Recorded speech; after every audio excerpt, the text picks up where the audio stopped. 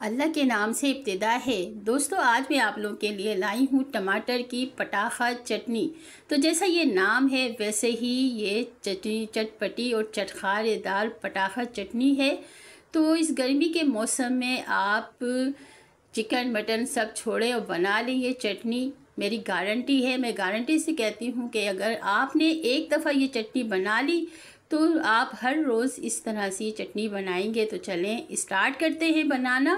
तो मैंने कढ़ाई को चूल्हे पर चढ़ा दिया और हाफ़ कप कुकिंग ऑयल डाल दिया है और अब इसमें डाली है 2 मीडियम साइज़ की चॉप की हुई प्याज को चॉप करके डाला है और साथ ही मैंने 1 टीस्पून सफ़ेद ज़ीरा डाल दिया है। तो अब हम फिर प्याज को फ्राई करेंगे, सौते करेंगे, गोल्डन ब्राउन नहीं करना। तो देखें सौते हो गई है, थोड़ी सी पिंक सी हो गई है प्याज। तो मैंने 1.5 पाव टमाटर को चॉप करके चकोर पीस स्लाइस करके डाला है। हाफ़ टी स्पून हल्दी डाली है, हाफ़ टी स्पून डाला है नमक और 1 टीस्पून भर कर डाला है सुरख मिर्च पाउडर। तो इस सब मसाले को अच्छी तरह से अब मैं इसमें मिला दूंगी टमाटर और प्याज को। तो ये टमाटर और प्याज की पटाखा चटनी है, बड़ी ज़बरदस्त सी है।